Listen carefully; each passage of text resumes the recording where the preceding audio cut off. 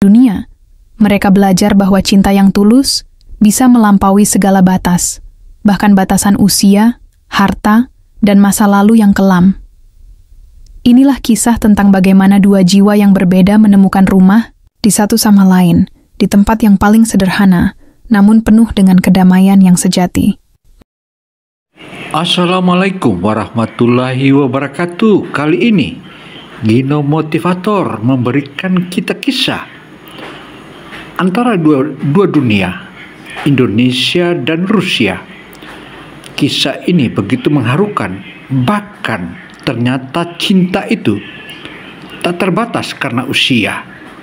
Cinta keduanya merupakan salah satu benih-benih yang patut untuk menjadi teladan hingga bagaimana kita meresapinya dalam dunia cinta. Karena itu cinta keduanya sangatlah penting. Bagaimana kisahnya? Mari kita ikuti kisah yang begitu karismatik dan begitu menarik untuk kita dengarkan dan kita tonton.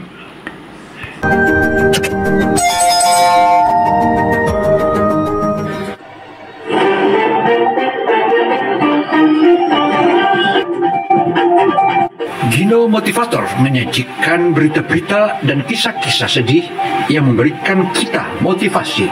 Ayo ikuti dan tontonlah hingga akhir.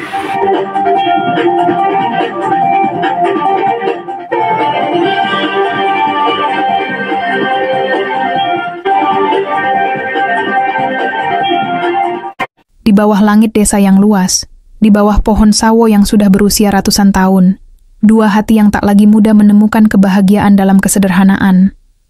Darto, seorang pria tua yang sederhana, dan Zoya, seorang janda kaya yang pernah hidup dalam gemerlap dunia bisnis, akhirnya bertemu dalam perjalanan yang tak terduga. Tanpa status, tanpa kursi roda, dan tanpa ambisi dunia, mereka belajar bahwa cinta yang tulus bisa melampaui segala batas, bahkan batasan usia, harta, dan masa lalu yang kelam.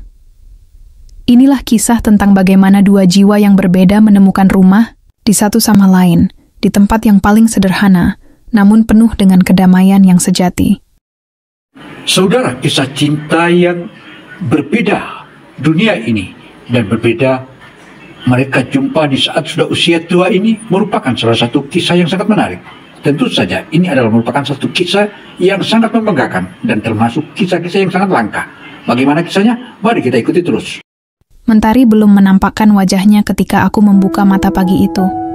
Udara desa masih sejuk, embun menempel di kaca jendela bambu, dan suara ayam jantan bersahut-sahutan seperti biasa. Usia boleh tua, tapi tubuh ini masih setia bangun lebih pagi dari alarm siapapun. Namaku Darto, usia 67 tahun. Rambutku sudah sepenuhnya putih, walau masih lebat.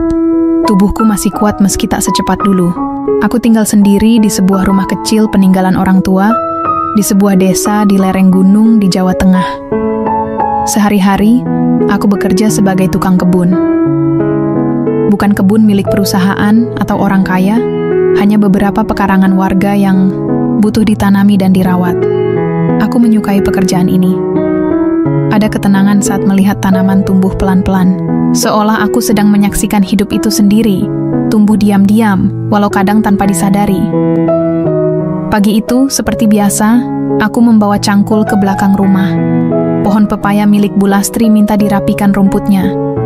Belum sempat aku mulai mencangkul, suara motor tua terdengar dari arah jalan. Aku menoleh dan tersenyum ketika melihat Hamzah, kawan lamaku, turun dari motor bebeknya dengan celana masih digulung di betis. "Masih semangat aja toh," sapa Hamzah sambil nyengir. "Selama belum dikubur, ya harus semangat Zah," jawabku. Tertawa kecil. Hamzah itu temanku sejak kecil. Kini dia kerja di kantor dinas pekerjaan kabupaten. Sesekali dia mampir ke rumahku, ngobrol, atau hanya minta dibikinkan kopi. Tapi pagi ini, dia datang membawa sesuatu. Matanya tampak lebih serius dari biasanya. "Aku punya kabar toh, tapi ini agak aneh. Gak biasa." Aku duduk di bangku kayu di teras. "Wah, kabar apa emangnya?" Hamzah mengeluarkan selebaran dari tasnya, lalu menyerahkannya padaku. Kertasnya agak kusut, tapi tulisannya jelas. Bahasa Indonesia dengan beberapa kata berbahasa asing. Dicari, pria paruh baya, di atas 60 tahun, untuk merawat kebun dan menemani wanita lumpuh di Rusia. Fasilitas lengkap, gaji besar, tiket, visa dan tempat. Tinggal disediakan. Aku mengernyit. Rusia? Tanyaku sambil tertawa. Itu beneran Rusia yang jauh itu? Yang dingin banget itu? Hamzah mengangguk. Iya. Ada kenalan pejabat dinas dari Kementerian Luar Negeri yang dapat info ini. Katanya, wanita kaya asal Rusia itu nyari perawat dan tukang kebun yang bisa diajak bicara, sabar, dan ya, sudah berumur. Katanya, dia pengen sosok seperti ayah. Aku terdiam sejenak. Aku belum pernah keluar pulau, apalagi keluar negeri. Tapi saat mendengar gaji besar, telingaku langsung tajam. Emang dibayar berapa? Tanyaku pelan.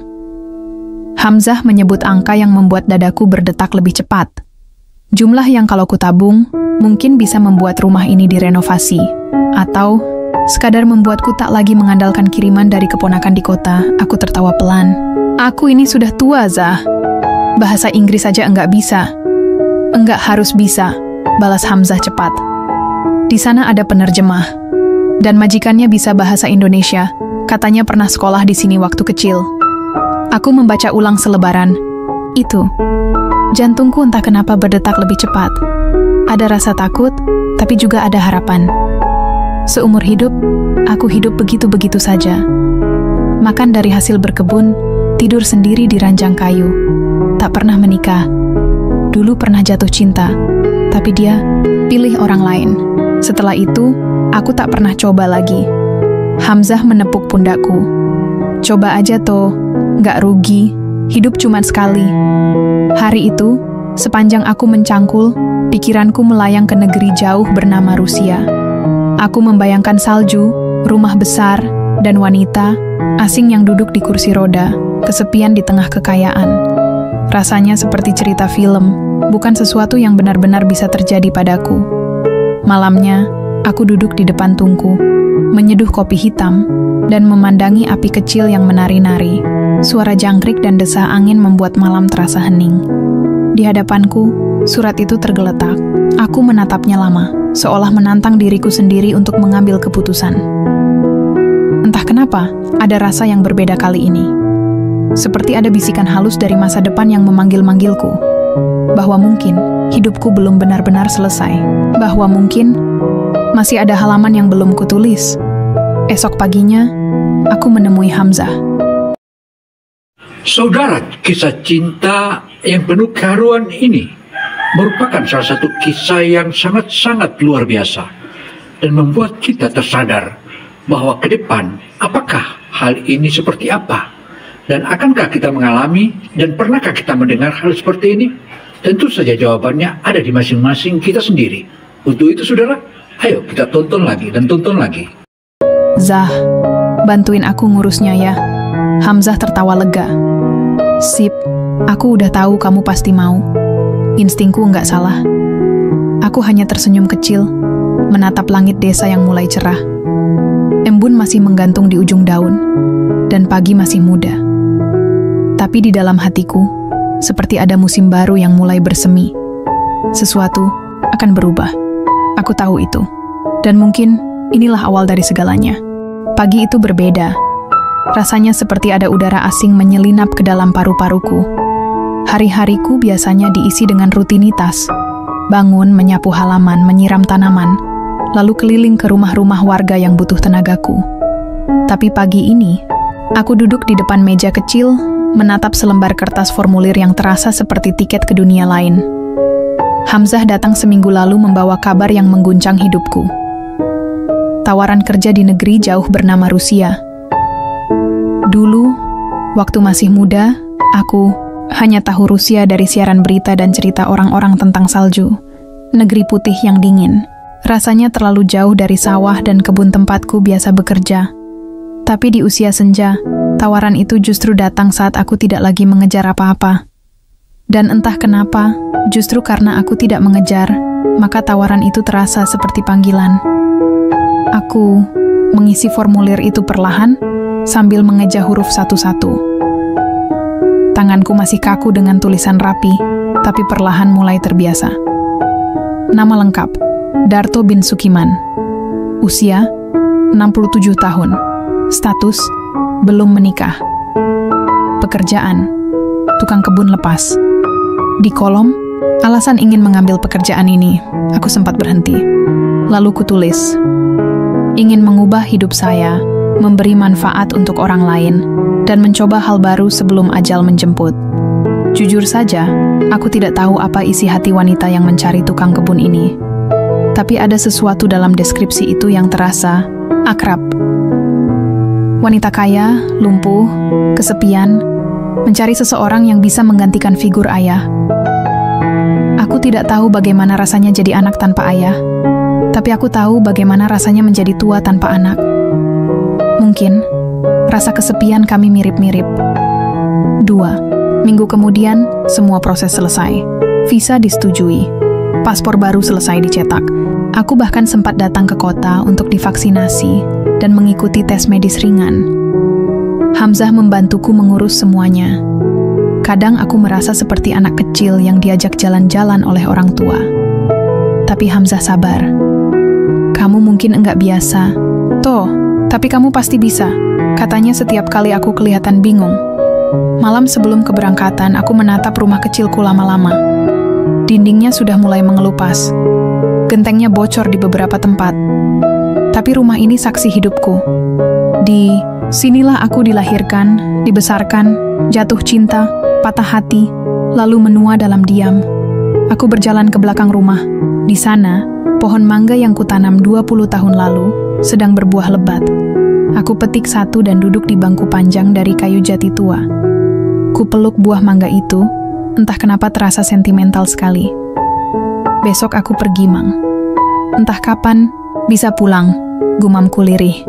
Seperti bicara pada teman lama. Darto sepeninggalannya dari rumah kecilnya, ia begitu sedih meremas buah mangga itu. Dan dia pamit untuk pergi jauh ke Rusia. Tanpa terasa 2 bulir atau 3 bulir air matanya jatuh membasahi pipinya. Itulah kenang terakhir Darto di rumah kecilnya yang akan berangkat ke negeri Rusia. Wow. Malam itu, aku tidak tidur. Aku hanya duduk, menulis surat. Surat itu kutujukan pada diriku sendiri, atau mungkin pada kehidupan yang selama ini kupeluk erat, meski kadang terasa hampa. Darto, kau telah hidup baik-baik saja. Tapi sekarang, waktunya berjalan sedikit lebih jauh. Bukan untuk mencari apa-apa, tapi untuk merasakan kembali bahwa hidup masih mungkin berubah, bahkan di ujung usia. Pagi itu, aku berpamitan pada beberapa tetangga. Bu Lastri memelukku lama. Semoga dapat rezeki yang baik ya Pak Darto. Anak-anak kecil berlarian sambil melambai. Pak Darto mau ke luar negeri. Wah, aku hanya tertawa kecil, meski dadaku terasa berat. Aku naik mobil dinas yang dikirim Hamzah ke bandara. Perjalanan ke kota terasa cepat, seolah waktu sendiri tahu bahwa tak ada gunanya memperlambat langkah seseorang yang sudah bulat niatnya. Bandara besar itu membuatku kagok. Banyak suara asing, orang-orang berpakaian rapi dan terburu-buru. Tapi petugas dari agensi sudah menungguku dan membimbingku dengan sabar. Aku duduk di ruang tunggu keberangkatan, melihat pesawat besar di balik kaca jendela. Dulu, aku hanya bisa melihat benda itu melintas di langit, seperti burung raksasa. Kini, aku akan menumpanginya. Aku merogoh kantong baju dan mengeluarkan surat kecil yang tadi kutulis. Kubaca kembali sebelum pesawat lepas landas. Hatiku mendadak tenang. Bukan karena tak ada ketakutan, tapi karena aku sudah berdamai dengan masa lalu. Aku siap menjemput yang baru. Perjalanan panjang. Lebih dari 12 jam di udara. Aku duduk di dekat jendela, memandang awan putih seperti kapas. Dalam hati, aku bertanya-tanya, seperti apa wajah Nyonya Zoya? Apakah dia keras dan dingin, atau hangat namun kesepian? Setibanya di Moskow, suhu langsung menggigit kulitku. Aku dibekali jaket tebal, Tapi tetap saja, tubuh ini belum terbiasa. Di luar, salju jatuh pelan-pelan. Cantik, seperti serpihan mimpi yang gugur. Seorang wanita muda menyambutku di bandara. Namanya Katya, penerjemah yang ditugaskan untuk mendampingiku. Rambutnya pirang, senyumnya hangat. Ia berbicara dalam bahasa Indonesia yang cukup fasih.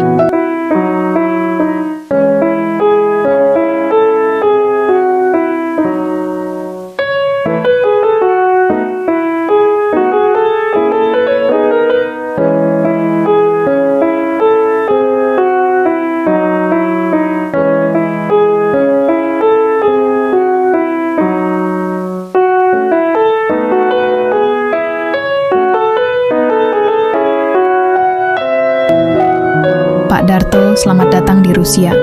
Nyonya Zoya sudah menanti Anda. Aku mengangguk pelan. Terima kasih, Mbak Katya. Perjalanan ke rumah Nyonya Zoya menempuh waktu beberapa jam lagi. Kami melewati jalanan bersalju, melewati gedung-gedung besar, lalu masuk ke area perbukitan yang lebih tenang. Di sana, berdiri sebuah rumah besar bergaya klasik Eropa, seperti istana kecil. Hatiku berdebar, pintu besar terbuka. Seorang wanita duduk di kursi roda di ujung ruang utama. Rambutnya panjang dan hitam, wajahnya pucat namun cantik. Usianya mungkin 35 atau 40 tahun. Tapi tatapan matanya seperti mata anak kecil yang rindu pelukan. Aku menunduk hormat. Saya Darto, Bu. Tukang kebun dan teman cerita. Kalau Ibu tak keberatan. Nyonya Zoya tersenyum tipis. Senyuman yang menahan banyak rasa. Selamat datang, Pak Darto. Saya senang akhirnya Anda datang. Untuk pertama kalinya, aku merasa bahwa perjalananku ke sini bukan semata mencari pekerjaan, tapi untuk sesuatu yang lebih dari itu. Mungkin untuk saling menyembuhkan. Udara dingin menusuk tulang ketika aku turun dari mobil. Salju tipis menutupi halaman depan rumah besar itu, dan suara gemerisiknya terdengar lembut setiap kali kakiku melangkah. Di hadapanku berdiri sebuah rumah bertingkat, tinggi dan megah, namun tak terdengar suara kehidupan dari dalamnya. Pagar besi terbuka perlahan, dan aroma bunga mawar menyambutku samar-samar. Meski dilapisi embun es, bunga-bunga di taman kecil itu tetap berdiri anggun, seolah tak gentar oleh musim yang menggigit. Aku menoleh pada Katya, wanita muda penerjemah yang menemani sejak di bandara. Rumahnya besar sekali, ya, kataku setengah berbisik. Katya tersenyum, tapi matanya sayu. Tapi sangat sepi, Pak Darto, sangat sepi. Pintu rumah terbuka perlahan. Di dalamnya, suasana jauh berbeda dengan kemewahan yang tampak di luar. Rumah itu bersih, rapi, tapi terasa kosong. Dindingnya putih gading, berhiaskan lukisan klasik yang tidak ku kenal. Di sudut ruang utama, ada piano hitam mengkilap yang sepertinya jarang dimainkan. Bahkan suara derit kayu dari tangga terdengar jelas, menandakan betapa jarangnya langkah kaki menapakinya. Aku berdiri mematung, sedikit gugup. Di tengah ruangan yang luas, duduk seorang wanita di kursi roda. Dia mengenakan gaun, biru lembut, rambutnya tergerai panjang, matanya bening dan tajam. Dia tidak terlihat seperti wanita yang menyerah pada takdirnya. Ada kekuatan dalam tatapannya, meski tersembunyi di balik sorot kelelahan. Selamat datang, Pak Darto, katanya pelan, dengan aksen lembut yang sedikit asing namun jelas. Saya Zoya, aku menunduk hormat. Terima kasih sudah menerima, saya Nyonya. Dia mengangguk kecil, lalu tangannya menunjuk sofa di seberangnya. Silakan duduk, saya tidak suka terlalu formal. Di rumah ini kita hanya 2 orang, tak perlu banyak basa-basi. Aku duduk pelan-pelan, menahan dingin yang masih merambat dari sepatu ke betis. Zoya mengamati wajahku dalam-dalam, seolah ingin menghafal setiap keriput yang menempel di kulit tuaku. Anda berbeda dari semua orang yang pernah saya temui, katanya tiba-tiba. Tidak banyak orang yang bisa melihat saya tanpa rasa iba. Aku terdiam. Ucapan itu menusuk, tapi bukan karena kasar, melainkan karena jujur. Saya juga tidak suka dikasihani, Nyonya. Sama seperti tanaman. Mereka hanya butuh dirawat, bukan dikasihani. Zoya tersenyum. Untuk pertama kalinya sejak aku datang, senyum itu tidak lebar, tapi cukup untuk membuat ruangan terasa lebih hidup. Katya yang berdiri di belakang kami hanya menunduk, tampaknya senang karena perkenalan berjalan lancar. Hari-hariku pun dimulai di tempat asing itu. Setiap pagi aku bangun, lebih awal dari siapapun. Meski salju masih turun tipis, aku menyiram tanaman di dalam rumah kaca. Di halaman belakang, ada semacam kebun kecil yang terawat, tapi kosong. Sepertinya, dulu pernah dipakai seseorang yang menyukai berkebun. Aku menyentuh tanahnya dan tersenyum, masih subur. Masih bisa diajak bicara. Dan terjadinya itulah pekerjaanku tidak hanya merawat tanaman. Kadang, aku juga membantu Zoya memindahkan tubuhnya dari kursi roda ke tempat tidur, atau sekadar duduk menemaninya sarapan. Lucunya, meskipun kami jarang bicara panjang, ada kenyamanan aneh setiap kali aku berada di dekatnya. Saudara, di awal pertemuan antara Pak Darto dan Zoya merupakan salah satu pertemuan yang mahadahsyat dan luar biasa. Keduanya saling cocok dan dicocokin. Dan begitu asik hingga keduanya tak mengenal waktu. Aku tidak pernah merasa harus menjadi orang lain. Aku cukup jadi Darto, tukang kebun tua dari Jawa Tengah. Suatu sore, Zoya memintaku duduk bersamanya di beranda belakang. Salju telah mereda, dan matahari mulai muncul malu-malu. Kami duduk dalam diam cukup lama. Pernahkah Bapak merasa rumah terlalu besar untuk ditinggali seorang diri? Tanyanya tiba-tiba. Aku menoleh pelan. Bukan rumahnya yang terlalu besar, tapi kenangannya yang terlalu banyak. Zoya menarik napas dalam. Ayah saya meninggal saat saya kecil. Ibu membesarkan saya sendirian. Kami hidup sederhana tapi penuh kasih sayang. Setelah saya berhasil, saya pikir saya bisa membahagiakan beliau.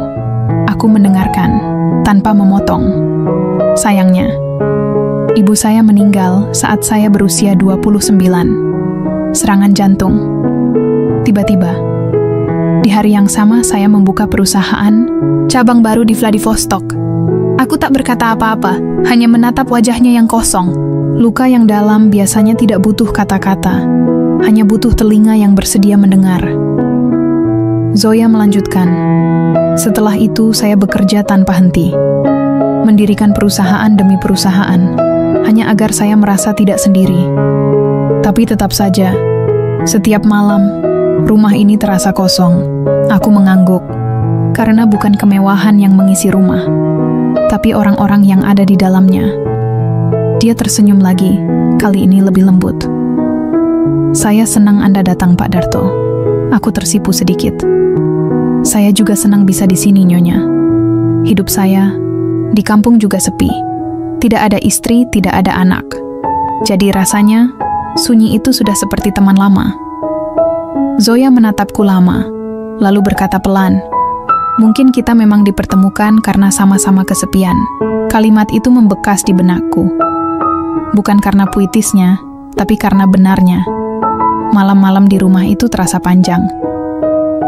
Tapi berbeda dengan kesepian rumahku di desa, sunyi di rumah Zoya lebih bergema. Dinding-dindingnya seperti menyimpan cerita yang tak terucap. Suatu malam, aku mendengar suara piano dari ruang tengah. Pelan, ragu-ragu, seperti tangan yang baru pertama kali menyentuh tutsnya lagi setelah sekian lama. Aku berjalan pelan, mengintip dari balik pintu. Zoya duduk di depan piano, tangan kirinya bermain dengan lancar, sementara tangan kanannya sesekali terhenti. Nadanya sendu, seperti alunan lagu yang belum selesai. Dia menyadari kehadiranku dan tersenyum kecil. Dulu, saya main piano setiap hari. Setelah kecelakaan, saya berhenti. Tapi malam ini, entah kenapa ingin mencobanya lagi. Aku duduk di kursi pojok, mendengarkan. Dia bertanya pelan, "Bapak suka musik?" Aku mengangguk. Saya suka suara radio butut saya di desa. Kadang memutar lagu lawas. Bikin hati adem. Zoya tertawa kecil, lalu memainkan melodi baru. Kali ini lebih ceria. Malam itu, rumah yang sunyi mulai bersuara. Bukan karena dentingan piano semata, tapi karena ada dua jiwa yang perlahan mulai saling mengisi. Mungkin benar, sunyi tidak selalu harus diusir. Kadang, cukup dengan mendengarkan dan berbagi ruang, ia berubah menjadi sesuatu yang hangat. Bulan mulai berganti. Salju perlahan mencair, menyisakan tanah lembab yang mulai mengeluarkan aroma khas musim semi. Hari-hari terasa lebih cerah, meski udara masih dingin. Di belakang rumah, aku berdiri di pinggir kebun kecil yang lama tak terjamah. Tanahnya keras dan akar-akar tua masih tertanam dalam. Tapi aku melihat potensi di sana, dan yang lebih penting, aku ingin membuat tempat ini hidup kembali. Zoya jarang keluar ke taman. Dia lebih sering duduk di ruang baca atau menghabiskan waktu di balkon lantai 2. Kadang hanya menatap ke kejauhan, atau sesekali membaca buku tebal yang aku tak mengerti isinya. Tapi aku tahu, meski tubuhnya tampak tenang, jiwanya masih bertarung dengan sepi. Aku ingin mengubah itu, bukan dengan kata-kata manis, karena aku bukan lelaki yang pandai merangkai kalimat, tapi dengan tangan dan hati. Hari itu aku memulai proyek kecilku, sebuah taman. Bukan taman mewah seperti di istana, tapi taman sederhana yang bisa membawa senyum di wajah Zoya. Setiap pagi, aku mencangkul sedikit demi sedikit, menyingkirkan akar-akar tua, membuang batu yang menghalangi, dan menyusun tanah dalam bentuk barisan kecil. Aku menyulap halaman kosong itu jadi deretan bedeng tanah, seperti yang biasa kulakukan di kampung dulu. Rasanya menenangkan, melihat sesuatu tumbuh dari ketiadaan. Dari tanah yang diam, tiba-tiba ada kehidupan. Zoya memperhatikan dari jauh. Awalnya hanya diam dari jendela. Lalu, perlahan, dia mulai menampakkan diri di balkon, mengamati aku dari atas sambil membawa secangkir teh. "Kau benar-benar serius membuat kebun itu?" tanyanya suatu pagi. Aku menengadah dan tersenyum. "Kalau tidak serius, saya tidak akan bangun jam 5 pagi demi menggali tanah beku, Nyonya." Dia tersenyum tipis. "Apa yang akan kamu tanam?" Aku menunjuk kotak benih di sampingku. Bunga banyak jenis. Mawar, lavender, tulip, dan bunga yang saya sendiri belum bisa ucapkan namanya. Zoya tertawa kecil. Saudara, hari demi hari antara Zoya dan Pedarto makin akrab dan akrab. Dan tampak sekali bahwa di antara keduanya mulai menemukan kecocokan. Nah, kecocokan itulah yang menjadi tanda tanya besar. Apa gerangan yang akan terjadi di antara keduanya? Mari kita saksikan lagi. Suaranya lembut dan baru kali itu terdengar benar-benar lepas. "Kau tak perlu tahu namanya. Asal mereka mekar, itu sudah cukup." Aku mengangguk. Dalam hati, aku tahu taman ini bukan hanya untuk keindahan, tapi sebagai hadiah kecil, pengganti masa kecilnya yang dingin, pengganti tawa yang hilang, dan Darto yang sudah pengalaman di tempat atau membuat pertamanan atau kebun-kebun kecil di perkotaan. Dia mulai buktikan karya dan karyanya, dan ternyata sangat disayang dan disetujui dan disanjung. Mungkin pengganti kasih sayang yang tak pernah utuh. Waktu berjalan pelan. Tangan tuaku mulai terbiasa dengan cuaca asing ini. Tulangku memang mulai sering pegal, tapi ada rasa puas setiap kali melihat daun kecil mulai mencuat dari tanah. Dulu aku hanya menanam sayur, bayam, kangkung, cabai rawit. Tapi sekarang, aku belajar memahami karakter bunga. Mereka lebih sensitif, lebih lembut, seperti Zoya. Setiap hari, aku membersihkan rumput liar di sela bedeng, menyiram air hangat agar akar tak beku, dan menyelimuti beberapa tunas dengan plastik bening saat malam terlalu dingin. Aku menjaga mereka seperti anak-anak kecil yang baru, belajar berdiri. Zoya, yang awalnya hanya menonton, mulai sering mengajakku bicara soal taman. Dia bertanya apa yang sedang tumbuh, kapan kira-kira akan mekar, apakah bisa dipetik nanti. Aku menjawab sebisaku. Kadang sambil bercanda, kadang serius. "Ada bunga yang mekar malam hari saja, Nyonya. Namanya sedap malam, harum, tapi jarang terlihat mekar. Seperti orang yang diam-diam menyimpan sesuatu di hatinya." Zoya menatapku lama. "Seperti Bapak?" Aku terdiam, lalu tersenyum. Mungkin seperti kita berdua. Sejak saat itu, Zoya lebih sering turun ke taman. Meski hanya duduk di kursi rodanya di pinggir jalur batu, Dia ikut melihat, mencium aroma bunga, dan sesekali menyentuh kelopak yang baru tumbuh. Aku membawakan bangku kecil agar kami bisa duduk berdampingan. Kadang dia membawa buku, kadang hanya diam menatap langit. Tapi yang jelas, dia mulai hidup kembali. Suatu sore, ketika mentari menggantung rendah dan langit berwarna keemasan, aku memetik setangkai mawar kuning dari sudut taman dan menyerahkannya padanya. Ini bunga pertama yang mekar, yang paling kuat dari semuanya, kataku. Zoya menerimanya pelan. Kenapa mawar kuning? Karena katanya, mawar kuning melambangkan harapan, persahabatan, dan penyembuhan. Dia menatap bunganya lama. Terima kasih, Pak Darto. Aku tidak tahu harus bilang apa. Aku duduk di sampingnya, mengusap lutut yang mulai pegal. Tidak perlu bilang apa-apa, Nyonya. Melihat Anda tersenyum saja sudah cukup buat saya. Dia memandangku. Kali ini tanpa kata. Tapi aku tahu, sesuatu telah tumbuh. Bukan cuma di taman, tapi juga di hati kami. Suatu malam ketika aku sedang menyeduh teh di dapur, Zoya datang dengan kursi rodanya. Biasanya dia sudah di kamar jam segitu. Tapi malam itu, wajahnya tampak canggung. Pak Darto, katanya pelan. Boleh saya tanya, sesuatu? Aku meletakkan teko dan duduk di kursi seberang. Tentu, Nyonya. Dia menggigit bibir, seolah menahan kalimat yang sulit keluar. Apa Bapak pernah merasa ingin menetap? Maksud saya, bukan sekadar bekerja, tapi benar-benar tinggal.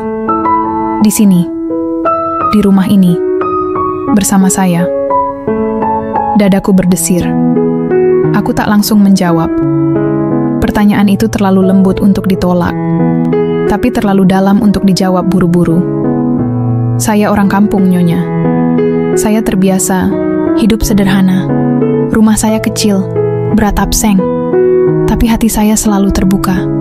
Zoya menunduk, lalu menatapku lagi. Saya bukan menuntut. Saya hanya ingin tahu, apakah kehadiran saya cukup berarti? Aku tersenyum pelan. Nyonya Zoya, saya datang ke sini untuk bekerja. Tapi saya tinggal karena saya menemukan rumah di mata Anda. Dia terdiam, matanya berkaca, lalu berkata pelan, "Terima kasih." Malam itu kami duduk dalam diam. Tak ada yang perlu dijelaskan lebih jauh, karena kadang bunga yang tumbuh di taman juga bisa tumbuh di hati, tanpa kita sadari. Hari-hari berikutnya terasa lebih hangat. Bunga-bunga mulai bermekaran, dan taman itu menjadi tempat favorit kami. Setiap pagi aku menyeduh teh dan membawanya ke bangku batu di tengah taman. Zoya menyusul, kadang dengan selimut di pangkuannya, dan kami duduk menikmati pagi. Orang-orang, rumah mulai memanggil tempat itu dengan nama baru, Taman Zoya. Tapi buatku, taman itu lebih dari sekadar kebun. Ia adalah lambang kebangkitan. Simbol bahwa luka bisa sembuh, kesepian bisa terobati, dan harapan bisa tumbuh, bahkan di tanah yang paling beku sekalipun. Dan Zoya, dia bukan lagi wanita yang duduk kaku di kursi roda. Dia kini seorang perempuan yang tertawa lebih sering, yang tersenyum tanpa beban, dan yang hatinya mulai merekah, seperti bunga pertama yang mekar di taman kami. Hari itu langit mendung sejak pagi. Aku sudah bisa menebak sebentar lagi hujan bakal turun. Angin membawa bau tanah yang khas, bau yang mengingatkanku pada musim hujan di kampung dulu. Saat dimana genting tua rumahku bocor di sana-sini, dan aku harus menaruh ember di beberapa sudut agar lantai tak banjir. Tapi di sini, di rumah besar Nyonya Zoya, hujan tidak datang dengan cemas. Justru, hujan membawa ketenangan, seolah dunia dimandikan, dan segala duka yang mengendap pelan-pelan hanyut bersama air yang turun dari langit. Aku sedang menyiram tanaman di rumah kaca saat suara roda kursi terdengar dari arah belakang. Zoya datang, mengenakan selimut tebal di pangkuannya. Dia berhenti di depan pintu kaca, memandangiku tanpa bicara. Aku bisa melihat matanya yang tampak redup, seperti langit di atas sana. "Pagi ini agak muram, ya Pak Darto," katanya lirih. Aku menaruh selang, berjalan ke arahnya, dan tersenyum tipis. Langitnya mungkin muram, Nyonya, tapi tanah justru senang. Tanaman pun bersyukur. Dia menunduk, menatap jemarinya yang bertaut. Kadang saya iri pada tanah. Ia bisa menyerap luka, menumbuhkan sesuatu dari rasa sakit. Aku menatapnya. Ucapannya seperti puisi yang dalam. Zoya memang selalu begitu. Kalimatnya tenang, tapi menyimpan luka yang tak terlihat. Hari itu, aku merasa dia ingin bicara lebih dari biasanya.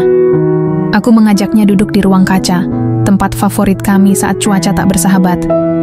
Kami duduk di sana, memandangi tetes hujan yang perlahan jatuh membasahi jendela. Aku menyeduh teh, lalu menyodorkan cangkir hangat ke tangannya. Tehnya tak semanis biasanya, kataku sambil mengaduk milikku. Cukup hangat untuk hati saya, jawabnya, nyaris berbisik, hening. Hanya suara hujan yang menjadi latar. Lalu, perlahan-lahan, Zoya mulai bercerita. Ayah saya meninggal saat saya baru berumur 5 tahun. Katanya pelan. Saya tak terlalu ingat wajahnya, tapi saya selalu merindukannya. Aku menatapnya. Tak menyela. Biarkan ia bicara sepuasnya. Setiap ulang tahun, ibu akan memasak makanan kesukaan ayah. Lalu kami makan berdua dalam diam, seolah beliau duduk bersama kami. Ibu selalu bilang, ayahmu mungkin pergi, tapi cintanya tertinggal di sini. Zoya meletakkan tangannya di dada, lalu menatap keluar jendela. Tapi saya tak pernah merasa cukup. Saya ingin dipeluk, diajak bermain, dijemput sekolah. Semua itu hanya saya lihat di film. Aku menggenggam cangkirku erat-erat. Ada rasa getir yang naik ke tenggorokan. Aku tahu rasanya rindu akan sesuatu yang tak pernah benar-benar kita punya. Lalu ibu meninggal saat saya 21 tahun, lanjutnya. Saya sudah jadi wanita mandiri saat itu. Sudah punya kantor sendiri, bisnis yang mulai berkembang, tapi saya tetap anak kecil yang kehilangan ibunya. Aku mengangguk pelan. Dan sekarang, Nyonya tinggal sendiri di rumah sebesar ini.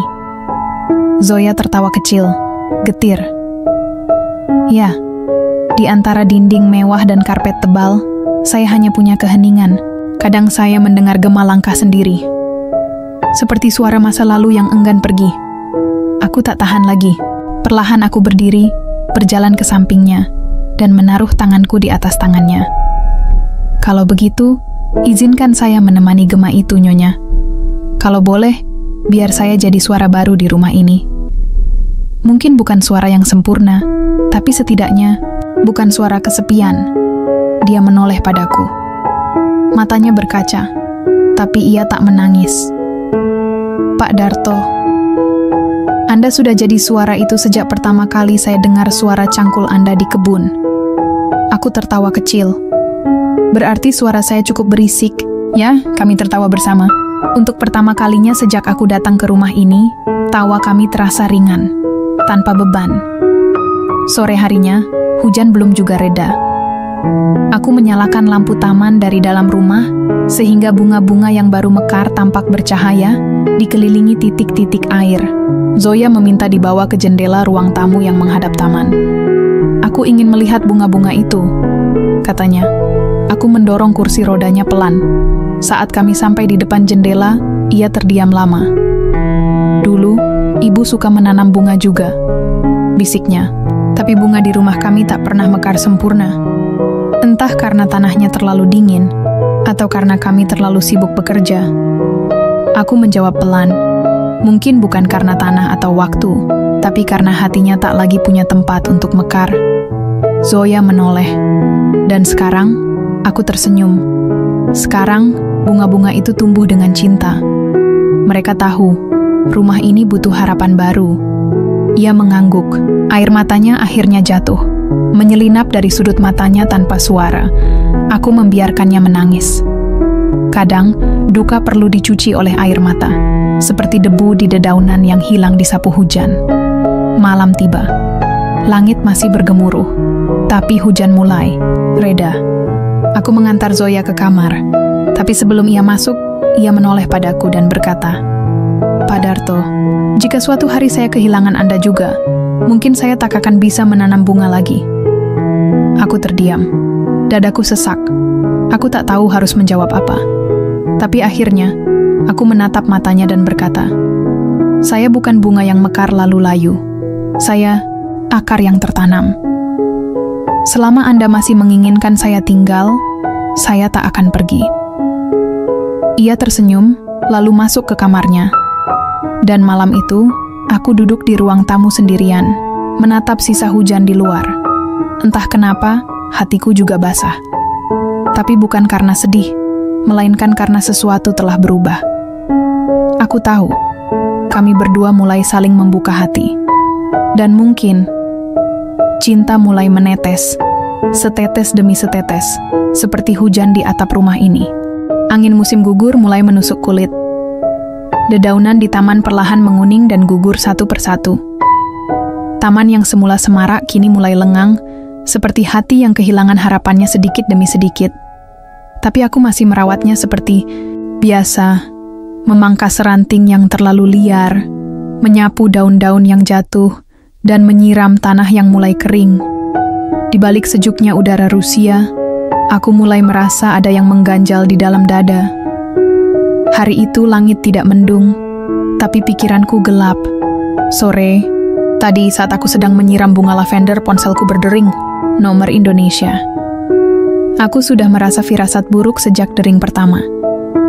Jarang ada kabar baik datang dari jauh, apalagi dari tanah air yang sudah lama kutinggalkan.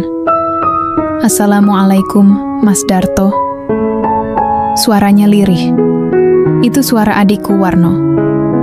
Suara yang biasa terdengar ceria kini terdengar berat dan parau.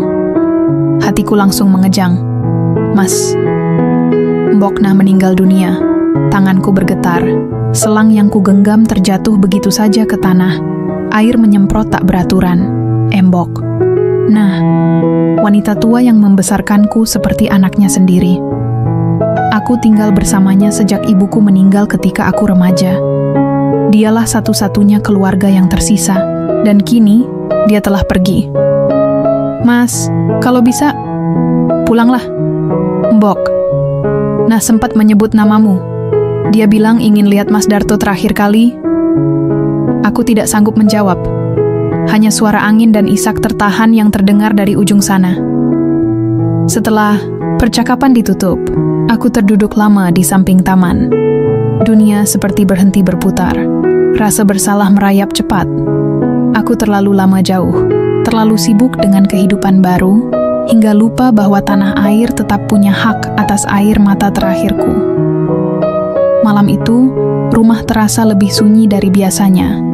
Nyonya Zoya, yang biasanya meminta ditemani minum teh di ruang kaca, atau sekadar bercerita tentang buku yang ia baca, malam ini tampak gelisah di kamarnya.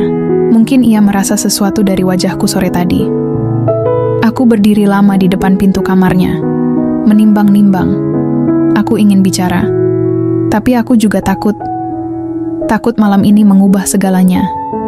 Akhirnya, aku mengetuk pelan. "Nyonya, sudah tidur?" Pintu terbuka perlahan.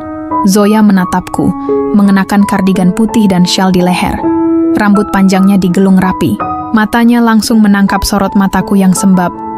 "Masuklah, Pak Darto." Aku melangkah pelan ke dalam, duduk di kursi rotan di dekat jendela. Dia duduk di kursi rodanya, mendekatiku. "Ada apa?" tanyanya lembut. Aku menarik napas dalam-dalam. "Saya dapat kabar dari kampung. Mbokna meninggal dunia." Zoya menatapku dalam-dalam. "Mbokna, yang membesarkan Anda." Aku mengangguk. Beliau bukan ibu kandung saya, tapi beliaulah satu-satunya orang yang selama ini saya anggap sebagai rumah. Zoya diam. Lalu ia menyentuh tanganku. "Saya turut berduka, Pak Darto." Aku mengangguk pelan, tapi rasanya ucapan duka itu justru menambah berat beban di dada. "Saya ingin pulang, Nyonya, untuk menghadiri pemakamannya, untuk mengucap terima kasih terakhir kalinya." Kata-kata itu keluar berat, dan di depan mataku, wajah Zoya langsung berubah.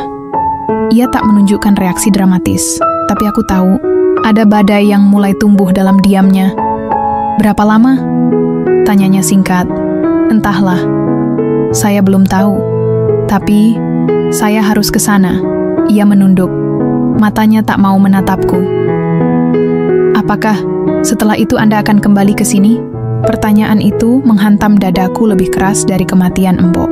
Nah, aku ingin menjawab iya. Aku ingin menjanjikan bahwa setelah semua selesai, aku akan kembali menyiram tamannya, menyeduhkan tehnya, dan menyuapinya dengan bubur kesukaannya saat pagi datang. Tapi aku juga tahu, kenyataan tak semudah janji.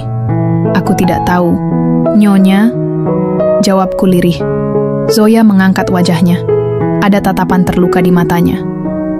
Selama ini saya berharap Anda bukan hanya sekadar tukang kebun. Anda sudah jadi bagian dari hidup saya. Mungkin lebih dari itu. Darahku seperti berhenti mengalir. Untuk pertama kalinya, ia mengucapkan hal yang tak pernah diutarakannya. Aku tahu selama ini kami semakin dekat, tapi kami selalu menjaga jarak. Dia seorang janda kaya yang lumpuh. Aku hanya lelaki tua dari desa yang tak punya apa-apa. Tapi malam ini, semuanya tak bisa disembunyikan lagi. Zoya, aku tak memanggilnya Nyonya. Entah kenapa, malam ini sebutan itu terasa jauh. Aku juga merasa hal yang sama. Aku tak pernah menyangka aku bisa mencintai seseorang lagi di usia seperti ini. Tapi, kita terlalu banyak batas. Terlalu banyak ragu. Dan aku tidak tahu apakah akan kuat meninggalkan kampung lagi setelah ini. Dia menggigit bibir. Matanya basah. Jadi, ini akan menjadi malam terakhir kita? Aku tak menjawab. Kami berdua hanya diam, dalam luka yang tak bersuara. Di luar jendela, bulan menggantung penuh. Terang sekali, seolah ikut menjadi saksi, bisu malam yang menggantungkan takdir di antara dua hati tua yang baru belajar mencinta. Aku berdiri dari kursi, berjalan ke arahnya, lalu meraih tangannya perlahan. Terima kasih sudah memberiku rumah di tempat sejauh ini. Aku akan selalu ingat taman ini, bunga-bunga itu, dan kamu. Dia tersenyum kecil, tapi senyumnya tidak bahagia. Itu senyum yang mencoba kuat saat dunia meruntuh. Dan saya akan merindukan suara langkahmu setiap pagi, suara selang menyiram bunga, dan teh yang terlalu manis buatanmu. Aku tertawa kecil. Jadi akhirnya aku juga manis ya? Zoya menatapku tajam lalu tersenyum tulus. Manis dan menyakitkan. Kami tertawa, lalu hening lagi. Ketika aku berpaling untuk keluar, aku mendengar suaranya satu kali lagi, pelan seperti doa. Jangan jadikan ini akhir, Pak Darto. Kalau hati masih saling mencari, jarak pun akan menyerah. Aku tak menoleh. Aku tahu jika aku melihatnya lagi, aku takkan sanggup pergi. Malam itu, aku tak tidur. Kupandangi koper yang kosong di pojok kamar. Setiap baju yang kumasukkan terasa seperti menaruh batu ke dadaku sendiri. Aku tahu, kepergianku bukan hanya untuk takziah. Ini adalah ujian terbesar dalam hidupku. Memilih antara masa lalu yang menunggu untuk diakhiri, atau masa kini yang mungkin bisa jadi masa depan. Dan di luar sana, bulan masih terang. Tapi di hatiku, hanya ada satu cahaya kecil. Harapan bahwa suatu hari, jika takdir mengizinkan, aku bisa kembali dan menatap wajahnya lagi, bukan sebagai perawat, tapi sebagai seseorang yang ia tunggu. Udara pagi di kampungku lebih hangat daripada yang kuingat. Kabut tipis masih menggantung di atas sawah yang mulai menguning, dan suara ayam berkokok seperti menyambutku pulang. Meski kali ini, kepulanganku tidak membawa senyum. Pemakaman Embok. Nah, sudah selesai 2 hari lalu. Prosesi itu sunyi, sederhana, dan penuh air mata. Warga kampung datang satu persatu, banyak di antaranya menyapaku dengan heran, seolah tak percaya aku benar-benar pulang. Aku hanya menjawab seadanya, menunduk, dalam, dan menahan rasa bersalah yang entah kapan akan habis kutebus. Di rumah peninggalan Embok, nah, semuanya masih sama. Perabot kuno dari kayu jati, meja makan yang sudah lapuk di sisi, dan dinding-dinding yang seolah menyimpan setiap obrolan masa kecilku. Tapi tidak ada suara Mbok. Nah, di pagi hari, tidak ada aroma kopi tubruk yang dulu selalu diseduhnya dengan tangan gemetar, tapi penuh cinta. Aku duduk di beranda, mengenakan sarung dan kaos oblong, memandangi halaman yang kini dipenuhi rumput liar. Semestinya aku merasa nyaman di sini. Inilah rumah, tanah kelahiranku, udara yang kupahami tanpa berpikir. Tapi anehnya, dadaku justru hampa. Ada sesuatu yang tertinggal di Rusia, atau lebih tepatnya, seseorang. Setiap pagi sejak aku tiba, aku terus menahan diri untuk tidak menelepon Zoya. Rasanya bodoh. Lelaki tua sepertiku masih saja bingung soal perasaan. Tapi memang, cinta tidak pernah punya usia pasti. Sampai pagi itu, aku tak tahan lagi. Ponselku berdering pelan. Aku menatap layarnya. Ada notifikasi panggilan masuk dari nomor luar negeri, +7, Rusia. Tanganku langsung gemetar. Zoya? Tanyaku. Nyaris berbisik. Pak Darto? Suaranya terdengar lemah, jauh, tapi tetap hangat. Seperti pelukan yang sampai lewat udara. Apa kabar, Nyonya? Dia tertawa kecil. Kenapa kembali memanggil saya Nyonya? Rasanya seperti kembali ke awal kita bertemu. Aku tersenyum. Mungkin aku butuh kembali ke awal, supaya tidak terlalu rindu pada akhirnya. Henning. Tapi Henning yang dalam, itu justru menjembatani hati kami. Dalam diam, kami saling mendengar detak hati masing-masing. Aku baik-baik saja, Darto. Tapi, rumah ini kosong tanpamu. Aku menarik napas panjang. Aku pun merasa kosong di sini. Lalu Zoya melanjutkan, dengan suara yang tak bisa kusembunyikan getarnya. Sejak kau pergi, taman tak lagi berwarna. Lavender mulai menguning. Tanpa kau, semuanya seperti tak punya tujuan. Hatiku mencelos. Perasaan bersalah bercampur rindu menyatu dalam satu rasa yang sulit dijelaskan. Zoya, aku bingung. Aku mulai berkata jujur. Di sini aku merasa seperti menemukan bagian diriku yang lama hilang. Tapi di sana, di rumahmu, aku menemukan diriku yang baru. Seseorang yang bisa mencintai lagi, yang bisa merasa hidup meski umur tak lagi muda. Zoya terdiam lama sebelum menjawab. Lalu apa yang akan kau pilih, Darto? Masa lalu atau masa depan? Aku tak langsung menjawab. Di seberangku dengar ia menghela napas panjang. Aku tidak memintamu untuk memilihku, Darto. Aku hanya ingin kau tahu bahwa kepergianmu telah membuatku sadar. Sadar apa? Sadar bahwa aku tidak ingin hidup tanpa cinta yang tulus. Dan aku mencintaimu. Bukan karena kau merawatku, tapi karena kau membuatku merasa utuh. Meski aku tak sempurna secara fisik, kata-kata itu menghantam tepat di jantungku.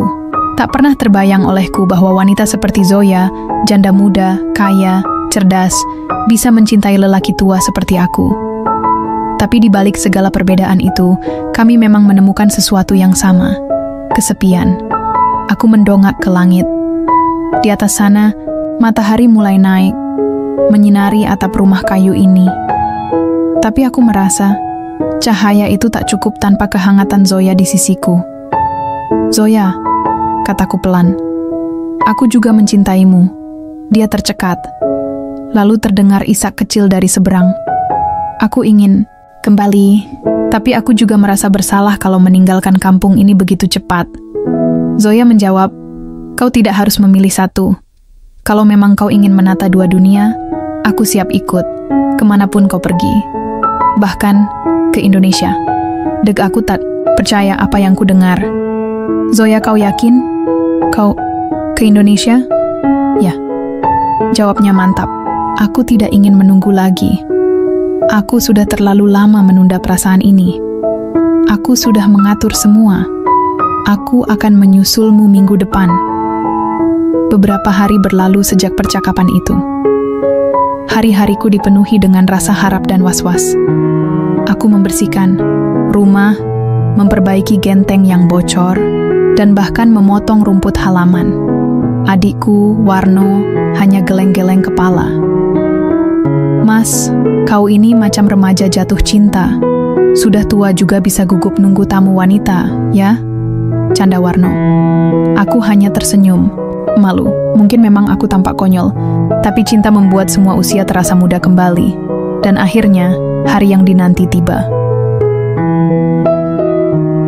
Bandara kecil di kota terdekat menampung kedatangan Zoya. Aku mengenakan baju batik rapi, topi tua pemberian Embok. Nah, dan membawa sebuket bunga kenanga, bunga yang ia suka tanam di taman belakang rumahnya. Dari kejauhan, aku melihatnya.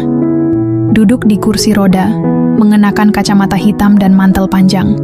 Tapi aku tahu itu dia. Senyumnya, meski kecil, seperti sinar matahari yang menembus dinginnya musim. Gugur kami tak bicara saat pertama kali bertemu.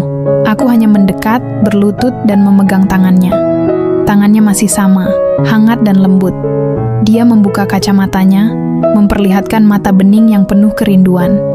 "Zoya, selamat datang di rumahku." Dia menatapku lama, lalu tersenyum. "Terima kasih, karena telah jadi rumah untuk hatiku." Yogyakarta menyambut Zoya dengan udara hangat yang kering. Ini bukan Rusia. Tidak ada salju, tidak ada bangunan modern yang menjulang tinggi. Di sini, suara gamelan mengalun lembut dari radio di warung, dan anak-anak berlarian tanpa alas kaki di ganggang sempit. Semuanya asing baginya. Tapi di dalam hatinya, Zoya merasa anehnya seperti pulang. Darto menggenggam gagang kursi rodanya dengan erat saat mereka keluar dari stasiun. Di sisi lain trotoar, beberapa pasang mata memandang mereka. Lelaki tua Jawa berwajah legam mendorong seorang wanita asing kulit pucat, cantik, dan lumpuh. "Banyak yang melihat kita," gumam Zoya pelan. "Wajar," jawab Darto, mencoba tersenyum. "Mereka tidak biasa melihat orang luar, apalagi seindah kamu." Zoya tertawa pelan, tapi matanya menyapu sekitar dengan ragu. Bau asap knalpot, debu jalanan, dan teriakan tukang becak menawarkan jasa membuatnya sedikit kewalahan. Dunia ini tidak memiliki kemewahan seperti tempat asalnya, tapi entah mengapa, Zoya ingin bertahan. Ia merasa ini bagian dari kisah yang harus dijalaninya. Di rumah kayu sederhana milik Darto, Zoya mulai belajar hidup baru. Setiap hari ia bangun dengan suara ayam, bukan alarm digital. Sarapan bukan roti dan kopi espresso, melainkan nasi gudeg yang dibeli Darto di pasar. Ia makan sambil duduk di kursi rotan, beratap langit yang kadang bocor saat hujan turun. Tapi ia tak mengeluh. Justru, ia tersenyum lebih sering daripada biasanya. Namun, tidak semua hal berjalan mulus. Suatu pagi, ketika Zoya mencoba mendorong kursi rodanya keluar ke halaman, ia mendapati beberapa tetangga berkumpul tak jauh dari pagar bambu rumah Darto. Bisik-bisik terdengar. Tatapan tajam. Beberapa ibu menyembunyikan senyum sinis di balik kipas. Dia itu siapa toh? Londo lumpuh kok nginepnya sama Mas Darto? Wah, jangan-jangan dia pacarnya. Tapi umur Mas Darto kan udah sepuh. Dasar perawan tua nggak laku. Sekarang malah ngerebut bujang tua dari kampung. Zoya tak mengerti bahasa mereka, tapi nada suara dan raut wajah mereka cukup jelas. Ia tahu dirinya sedang dibicarakan, dipertanyakan. Saat Darto kembali dari pasar, Zoya hanya diam menatap kebun kecil di samping rumah. "Mereka membicarakanku, ya?" tanyanya pelan. Darto terdiam. "Maafkan mereka. Mereka hanya belum mengerti." Zoya menatapnya lembut. "Kau malu padaku, Darto?" "Tidak. Sedikit pun tidak. Aku hanya takut mereka menyakitimu." Zoya mengangguk. "Kalau begitu, ajari aku bahasa Jawa. Aku ingin bicara. Aku ingin mereka tahu siapa aku sebenarnya." Hari-hari berikutnya, Darto mengajarkan Zoya kata demi kata. Matur nuwun, sampun, nopo, monggo. Ia menuliskannya di buku catatan bekas, lengkap dengan cara pengucapan dan artinya. Zoya belajar dengan tekun. Ia ingin melawan stigma bukan dengan kemarahan, tapi dengan kedekatan. Suatu sore, saat langit mendung dan angin berembus pelan, Zoya meminta Darto mendorongnya ke rumah Pak Lurah. Di sana, warga kampung berkumpul untuk rapat rutin bulanan. Darto menolak pada awalnya, takut Zoya tak kuat. Tapi wanita itu keras kepala. Saya tidak ingin bersembunyi, Darto.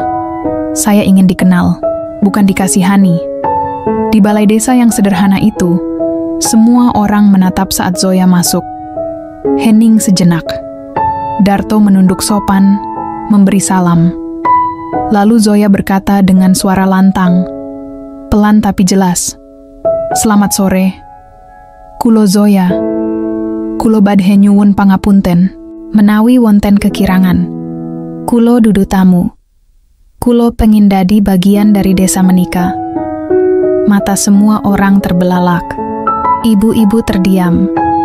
Beberapa lelaki tua mengangguk pelan. Tidak ada yang mengira wanita asing itu bisa bicara dengan sopan dalam bahasa. Mereka Pak Lurah maju dan tersenyum. Niki luar biasa Mbak Zoya. Nggih monggo. Kulo matur nuwun sampun rawuh. Itulah hari di mana Zoya mulai diterima. Perlahan. Namun badai tidak pernah lama diam. Suatu malam, saat hujan turun deras dan listrik padam, Darto duduk di beranda sambil menyalakan lampu minyak. Zoya mendekat, lalu duduk di sampingnya. Lampu menyinari wajahnya yang tenang, tapi ada kegelisahan di sana. Aku harus kembali ke Rusia sebentar, kata Zoya pelan. Darto terdiam. Untuk apa? Ada rapat penting. Aku harus bertemu para pemegang saham. Perusahaan sedang bermasalah. Berapa lama? Sebulan. Mungkin lebih. Darto menunduk. Hatinya seperti ditarik paksa. Kau akan kembali? Tanyanya lirih. Zoya menggenggam tangannya. Aku sudah membeli tiket pulang, satu arah ke Yogyakarta, bukan Moskow. Air mata Darto menetes. Ia genggam tangan Zoya erat-erat, seperti takut wanita itu menghilang di antara bayang-bayang masa lalu. Kalau begitu, bisiknya Dad, aku akan menunggumu, seperti pagi menunggu embun. Pohon sawo itu berdiri tua dan kokoh di pekarangan belakang rumah Darto. Batangnya besar, kulitnya kasar dan gelap, tapi buahnya manis dan selalu datang tepat musim. Darto menanamnya bertahun-tahun lalu, tak lama setelah ibunya meninggal. Katanya, pohon itu semacam penanda, penjaga kesunyian sekaligus pengingat tentang waktu. Di bawah pohon itulah, Zoya sering duduk sekarang. Roda kursinya diletakkan rapi di sisi tanah yang sedikit miring. Sementara Darto duduk di bangku kayu kecil sambil membawa termos teh dan 2 gelas kaca yang sudah mulai kusam. Matahari sore menyapu kulit mereka dengan cahaya lembut dan dedaunan sawo berdesir pelan ditiup angin. Pohon ini seperti kamu, Darto, kata Zoya sambil menatap ke atas, ke arah cabang-cabang tua yang menggeliat ke langit. Diam, tapi kuat, dan tidak pernah meminta balas saat memberi. Darto tersenyum kecil. Aku nggak pernah mikir seperti itu.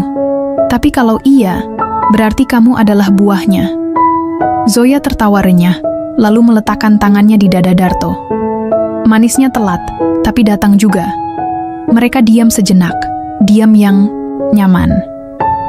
Diam yang tak memerlukan kata-kata. Sudah 2 minggu sejak Zoya kembali dari Rusia. Keputusan besar telah dibuat. Dia menyerahkan sebagian besar kepemilikan perusahaannya kepada tim kepercayaannya dan mengangkat CEO baru untuk menggantikannya.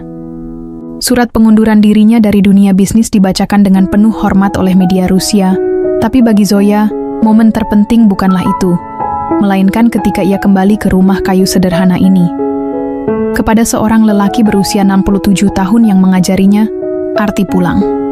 Pagi-pagi sekali, sebelum matahari naik tinggi, Zoya dan Darto mulai menjalani rutinitas baru.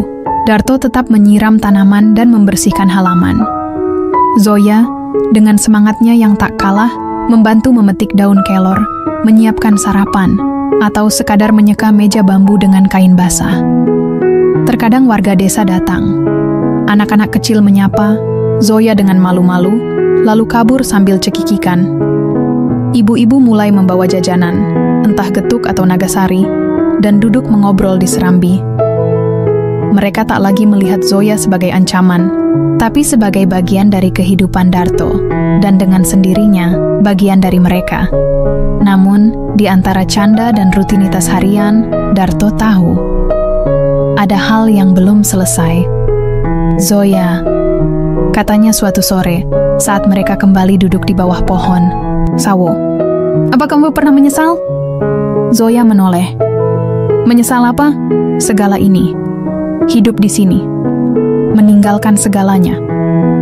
Dulu kamu punya dunia. Sekarang cuma punya aku. Zoya menghela napas, lalu mengambil satu buah sawo yang jatuh tak jauh dari kakinya. Ia mengelus kulit buah itu dengan jari-jarinya yang remping. Aku tidak pernah punya dunia, Darto. Aku cuma punya tanggung jawab, perusahaan, angka, rapat, investor. Aku dikelilingi oleh orang-orang, tapi selalu merasa sendiri. Zoya menatap ke dalam mata Darto, tenang namun dalam. Dan kamu yang pertama kali membuatku merasa dicintai tanpa perlu menjadi apa-apa. Darto menunduk. Matanya berkaca-kaca. Aku hanya orang tua, Zoya. Kadang aku berpikir, mungkin kamu pantas dapat yang lebih baik. Zoya tersenyum, lalu meraih tangan Darto dan menempelkannya ke pipinya. Orang tua itu cuman angka, tapi hatimu lebih muda dari siapapun yang pernah kutemui. Hari berikutnya, Darto membetulkan bangku kayu di bawah pohon sawo. Ia menambahkan bantal tipis dan menggantungkan sebuah lonceng angin dari bambu yang ia buat sendiri. Setiap kali angin berembus, suara lembutnya mengisi ruang dengan rasa damai. Pohon sawo itu kini seperti altar kecil, tempat mereka berbagi cerita, luka, harapan. Kadang mereka hanya duduk diam, saling menggenggam tangan, dan mendengarkan suara burung atau jangkrik yang bersahut-sahutan. Di suatu malam yang tenang, saat langit dihiasi bintang dan lampu-lampu, rumah di desa mulai padam. Zoya membawa sebuah bingkisan kecil. Ia meletakkannya di pangkuan Darto. Apa ini? Tanya Darto, heran. Buka saja. Darto membuka kertas coklat yang dililit pita sederhana. Di dalamnya, ada kemeja putih bersih, lengkap dengan kancing perak kecil yang elegan. Ada juga selembar undangan. Mata Darto membesar. Zoya, ini. Zoya tersenyum. Aku ingin menikah di bawah pohon sawo. Tidak di gereja, tidak di balai, di sini. Di tempat kamu pertama kali membuatku merasa hidup. Darto memeluk Zoya. Pelan, hangat. Tak ada kata yang cukup untuk menggambarkan perasaan yang mengalir malam itu. Kabar pernikahan Darto dan Zoya menyebar seperti angin di desa. Beberapa warga kaget, beberapa bingung, tapi banyak pula yang bahagia. Pernikahan itu bukan pesta mewah. Hanya tenda sederhana, makanan kampung, dan bunga-bunga liar yang dipetik dari kebun sendiri. Namun bagi Darto, itulah hari paling megah dalam hidupnya. Dan di bawah pohon sawo, tempat kenangan, tempat luka, tempat harapan, Darto dan Zoya mengikat janji. Janji untuk saling mencintai, bukan karena kemudahan, tapi karena keberanian untuk memilih satu sama lain, di luar umur, jabatan, dan keadaan. Zoya merasa angin pagi menerpa wajahnya dengan lembut, membawa harumnya tanah basah yang baru saja dihujani. Suara ayam berkokok, burung berkicau riang, dan bunyi gemericik air dari sungai yang mengalir tidak jauh dari rumah Darto mengisi hari-hari mereka. Setiap detik terasa damai, meskipun dulu ia tak pernah membayangkan hidupnya akan seperti ini, tanpa perusahaan besar, tanpa kursi roda, tanpa status yang memisahkannya dari dunia lain. Darto duduk di bangku kayu di teras rumah, menyirami tanaman dengan hati-hati. Ia tersenyum kepada Zoya yang duduk di sampingnya, duduk dengan tubuh tegak, tanpa kursi roda. Semuanya sudah berubah. Hari ini adalah hari perayaan sederhana mereka, perayaan pernikahan yang tak pernah mereka rencanakan sebelumnya. Tanpa gaun pengantin mewah, tanpa gedung besar atau jamuan yang menguras tenaga, mereka hanya ingin satu hal, menjadi diri mereka sendiri, dalam ketulusan yang sudah mereka peluk selama ini. Aku merasa seperti kembali lahir, kata Zoya, matanya memandang ke arah kebun yang telah Darto rawat dengan penuh cinta. Beberapa bunga yang baru mekar berwarna cerah, menyapa setiap hembusan angin dengan kelembutan yang menenangkan. Darto tersenyum, meletakkan penyiram tanaman di atas meja kayu. Ia berjalan menuju Zoya dan memegang tangannya. Ini rumahmu sekarang, Zoya. Kamu boleh merasa bebas. Tidak ada yang harus kamu capai selain hidup bahagia. Zoya mengangguk, lalu meremas tangan Darto.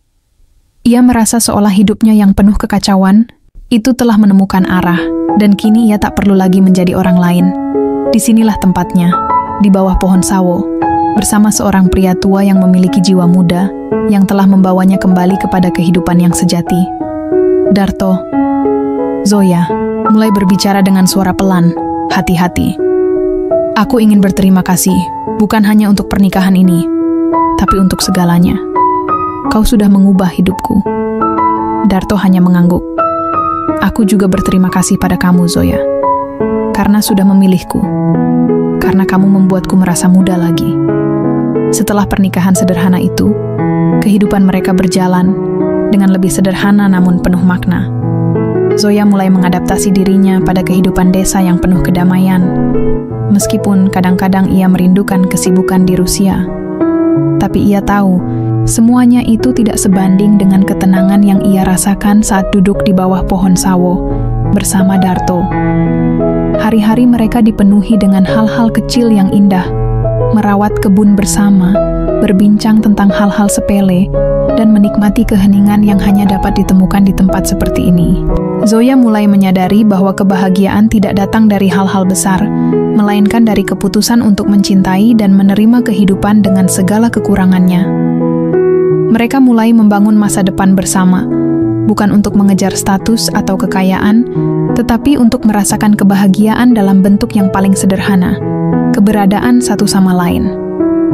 Darto, kita bisa membuka kebun sayur kecil-kecilan di sini. Buat makan sendiri, mungkin sedikit untuk dijual ke tetangga. Zoya berkata suatu pagi, sembari mengamati tanah di sekitar rumah. Darto menatap Zoya dengan mata yang penuh kehangatan. Itu ide bagus. Kita mulai pelan-pelan. Tapi yang penting, kita bahagia. Zoya tersenyum, matanya berkilau. Kebahagiaan memang hanya itu, kan? Hanya tentang menjalani setiap hari dengan penuh cinta. Beberapa bulan berlalu, dan kabar tentang pasangan yang tidak biasa ini menyebar luas di desa. Warga mulai mendekat, melihat mereka bekerja bersama dengan penuh semangat. Beberapa ibu datang untuk berbagi resep masakan, sementara anak-anak bermain di sekitar rumah mereka. Zoya tidak lagi merasa asing, dan Darto tidak pernah merasa lebih bahagia. Namun, ada satu hal yang tetap mengganjal di hati Zoya. Perasaan bahwa ia tak pernah benar-benar bebas dari dunia yang pernah ia tinggalkan. Terkadang, di malam hari, ia memikirkan kembali hidupnya di Rusia. Perusahaan yang ia tinggalkan, dunia bisnis yang ia pilih untuk dilupakan. Tetapi begitu ia menoleh ke Darto, ia tahu bahwa keputusan yang ia ambil sudah tepat. Pada suatu sore, saat Zoya sedang duduk di beranda dengan secangkir teh, Darto datang membawa sebuah surat. Wajahnya serius, tetapi ada senyum kecil yang terkulum di bibirnya. Ada kabar dari Rusia, kata Darto, meletakkan surat itu di depan Zoya. Zoya membuka surat itu dengan pelan. Surat itu adalah dari salah satu temannya di perusahaan, yang memberitahukan bahwa mereka telah sukses mencapai target besar, dan ada kesempatan bagi Zoya untuk kembali dan mengambil peran besar dalam perusahaan mereka. Dari dulu, Zoya tahu bahwa hal seperti ini mungkin akan datang, tapi saat ia menatap surat itu, ia merasa kosong. Dunia itu tak lagi menawarkan apapun selain kebingungannya. Dan untuk pertama kalinya, Zoya menyadari bahwa ia tidak perlu lagi menjadi siapa-siapa yang dipaksakan orang lain untuk menjadi. Darto, Zoya berkata dengan suara yang penuh ketenangan. Aku sudah selesai dengan semua itu. Aku tidak ingin kembali. Aku ingin tetap di sini, denganmu. Darto menatap Zoya dengan pandangan yang lembut. Kamu sudah cukup, Zoya. Tidak ada lagi yang perlu kamu buktikan. Kita sudah punya apa yang penting. Zoya menunduk lalu tersenyum. Aku tidak ingin menjadi yang lain. Hanya menjadi aku, di sini, bersamamu. Mereka duduk berdua di bawah pohon sawo, seperti biasa. Tanpa kursi, tanpa status, tanpa segala yang dulu mengikat mereka. Hanya ada cinta yang murni dan sederhana, yang tumbuh dengan perlahan, dan mereka tahu bahwa cinta itu adalah segalanya. Di bawah pohon sawo itu, mereka terus menjalani hidup bersama. Dunia tidak selalu mudah, dan kadang masalah datang, tetapi mereka tahu satu hal. Mereka tak perlu lagi mencari pengakuan dari siapapun. Mereka tidak lagi membutuhkan kursi roda untuk menggerakkan hidup mereka, dan tidak ada status yang lebih tinggi dari perasaan yang mereka miliki satu sama lain. Dengan tangan yang saling menggenggam, dengan hati yang penuh kedamaian, mereka tahu bahwa tidak ada yang lebih penting dari ini. Hidup yang mereka pilih bersama, di bawah pohon sawo yang setia. Di bawah pohon sawo, mereka belajar bahwa cinta sejati bukan tentang status, bukan tentang masa lalu atau masa depan, melainkan tentang menerima, memberi, dan tumbuh bersama dalam setiap langkah yang mereka ambil. Dan itulah akhir cerita mereka. Tanpa kursi, tanpa status, hanya ada cinta yang tumbuh subur di kebun kehidupan mereka. Bab terakhir ini menegaskan bahwa kebahagiaan sejati berasal dari penerimaan diri dan orang lain, serta kebersamaan yang tanpa syarat. Zoya dan Darto menemukan kedamaian yang lebih besar dari segala pencapaian duniawi yang pernah mereka kejar. Demikianlah kisah Zoya dan Pak Darto. Hingga keduanya muncul benih-benih cinta meski mereka di usia senja seperti ini. Tetapi keduanya tidak memandang usia lagi. Keduanya yang ada adalah benih-benih cinta yang saling mencintai dan saling menyayangi. Tentu saja ini merupakan salah satu kehidupan yang menjadi pelajaran buat kita semua. Demikian kisah ini Gino Motivator kabarkan. Semoga Allah memberikan kita rahmat-Mu dan rahmat-Nya, dan bisa menjadi suri teladan dari contoh dan ada manfaatnya bagi kita semua. Saya Gino Samsudin Mirsa melaporkan. Wassalamualaikum warahmatullahi wabarakatuh.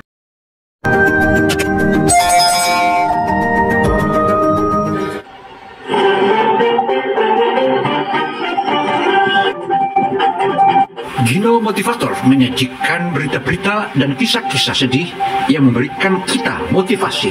Ayo ikuti dan tontonlah hingga akhir.